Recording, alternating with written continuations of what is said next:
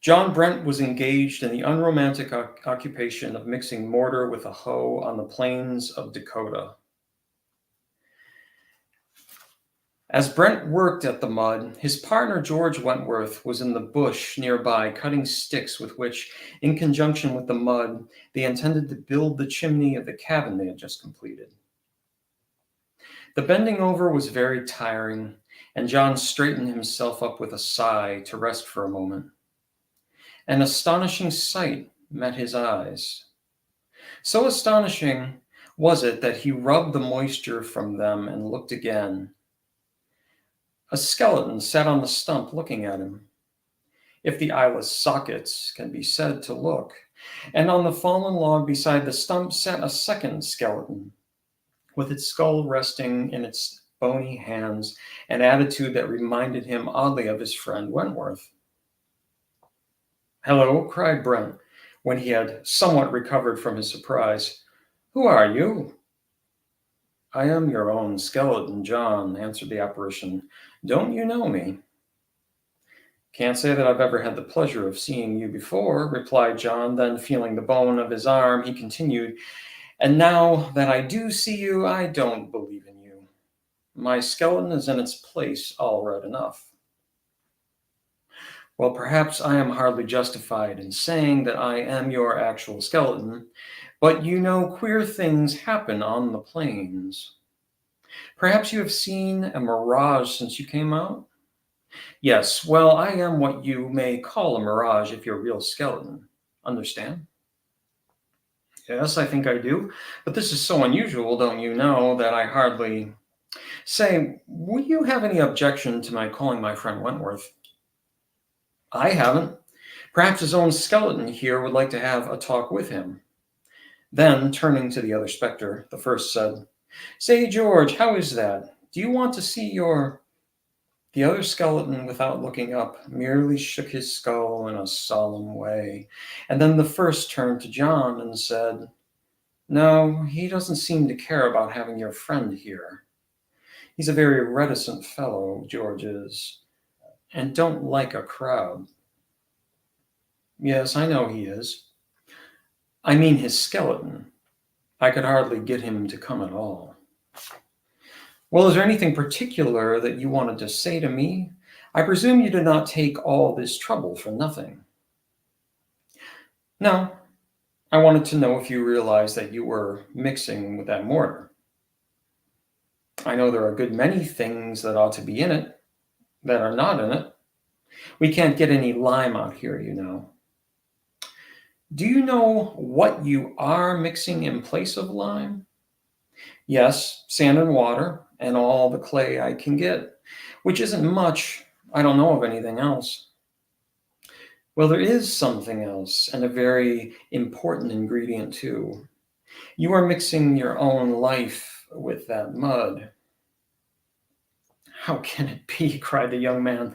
At that moment he heard his partner approaching. "George," he shouted, "do you see anything on that stump?" Wentworth looked with astonishment at his partner, then at the stump. "I see the stump," he said. As John himself looked at the stump, he noticed that the two figures had become very dim, and as he gazed, they entirely disappeared. "You're sure you noticed nothing?" "Nothing unusual. What's the matter with you, John? Not going to have a return of the fever, I hope?" "I don't know. Hope not. I think my head's not quite all right yet." Then he told his comrade what he thought he had seen. "The ghost wasn't far wrong," said Wentworth as he seated himself on the log from which his spectre had just disappeared. "The warning, I imagine, was allegorical. We are mixing our lives up with that mud and building it into the shanty and wasting it on these plains." "Don't do that, George," cried his companion sharply. "What, don't my sentiments suit you?" "I don't mean the sentiments, but the attitude. Don't sit with your head in your hands. That's exactly the way your skeleton sat. Keep your head up whatever trouble comes. And about the sentiments, as you call them, what's the use of them?" What's the use of anything for that matter? There you go again. Who wanted to come out here? I'm sure I wasn't wild for it. It was your idea. Far from the maddening crowd and all that sort of thing. Now I'm sure we're far enough, if that's any consolation, and yet you are not satisfied. Keep your head up. I insist on that. That wasn't in the Articles of Agreement, John. Well, it's in from now on. But now why are we here? What's the matter with all this sort of life? Isn't it what you expected? I suppose so. You can't expect Piccadilly out here, you know. If you yearn for the limitless plain, you can have the limited Piccadilly, too. Oh, I don't know. William Black had green pastures in Piccadilly. We've got the green pastures, miles of them. Perhaps we shall have our Piccadilly when we make our fortunes at sheep raising. Well, this sort of talk will not build the chimney. Do you think you have sticks enough? Yes. All right, let's combine them. And they did.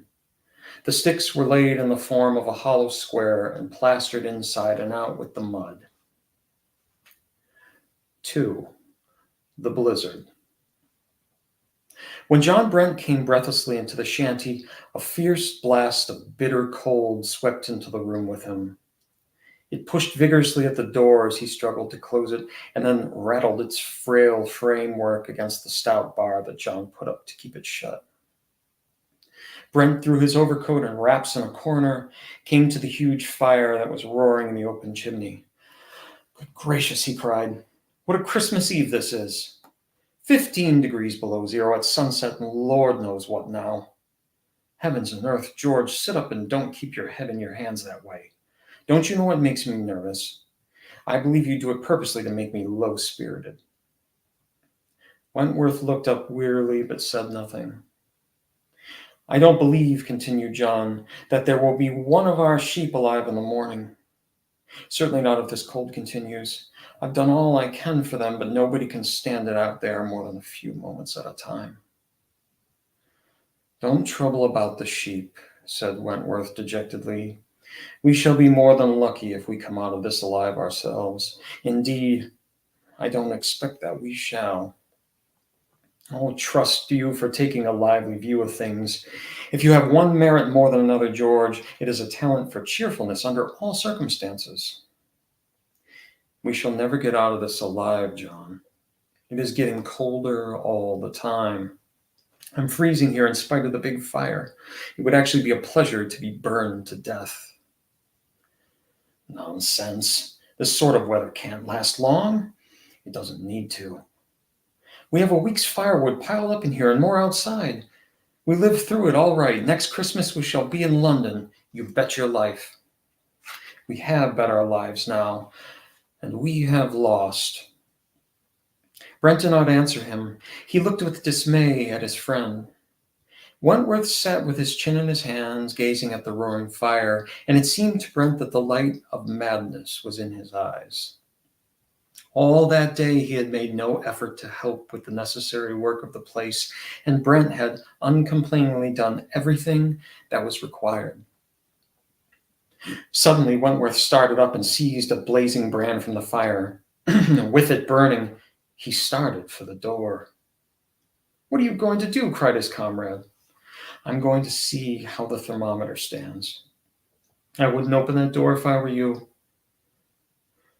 You would mind your own business, will you? Shouted Wentworth, facing around, with the blazing brand in his hand and glaring him with a look that chilled Brent more than the extreme cold. John said nothing, but stepped aside and let him pass. Wentworth, after a moment's pause, flung down the bar and the door flew open. The wind, cutting like a razor, roared into the room and made even the strong fire seem a mockery. Wentworth held the red brand up against the little thermometer that hung on the outside, and Brent, looking over his shoulder, was appalled to see that it stood at 42 degrees below zero. Wentworth swayed from side to side and seemed unable to read the figures. At last the brand fell from his hand and he staggered into the room. Brent picked up the burning stick and, flinging it into the fire, closed the door again. Wentworth resumed his old attitude before the fire, shivering now and then. Brent put more wood on and then sat down. "How cold was it, John?" asked Wentworth mildly.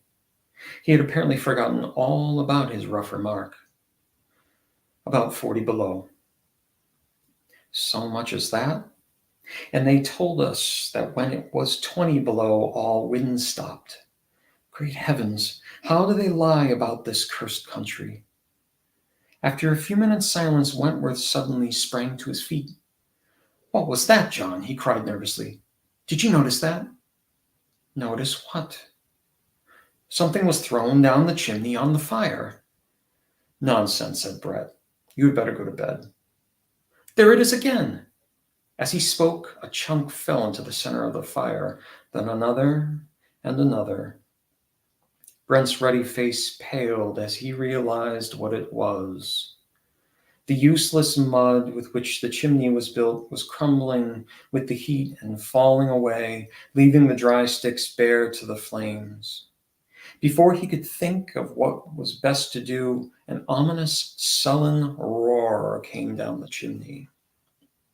Wentworth jumped to the door and threw it open. He laughed wildly and called to his dazed partner, "Look, John, look!"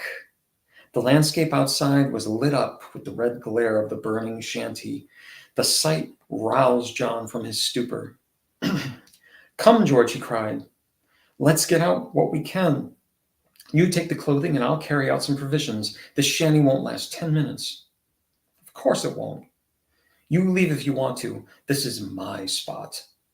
"George, this is no time for nonsense. Help me out with things." "All right, here goes." He flung the clothing indiscriminately out of the shanty and then, without a word of warning, sprang on his partner and seized him by the throat. "Out of this, you cowardly hound," he yelled. "Out with the rest of the dunnage. This fire is for me. Out with you." The superhuman strength of the madman was something Brent was utterly unable to cope with.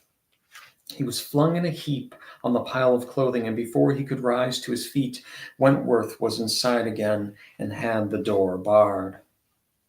The roof was now one mass of flames.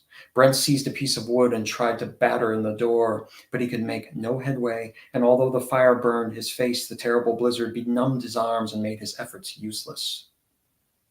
Every time he struck the door, there was a yell of laughter from within that sounded above the roar of the flames and the blizzard. At last, there was a crash, and the roof fell in. Brent stood back with a groan of anguish and looked helplessly at the bonfire, from which there now came no human sound. He sat down on the stump and gazed hopelessly at the burning logs as they fell one by one into the mass of flames. Gradually, all sense of discomfort from the bitter cold left him. A soothed and pleasant feeling came over him. The flames seemed to grow dimmer and dimmer. Even the sense of regret and grief left him. "John," said a voice at his side. Brent turned around and saw sitting on the log beside him the second specter that he had beheld with wonder in the summer. This time, however, it did not seem to surprise him. "Well, what is it?" "John, I acted with unpardonable rudeness tonight. But you know, I was not in my right mind, or never would I have done so." "I knew that. Anyway, it doesn't seem to matter now." "No, it doesn't. Strange, isn't it? Such opposite elements. You by frost, I by fire. John, a Merry Christmas to you. Do you see the light breaking in the east?" Brent did not answer. "Come," said the specter. "You are ready now. Let us go."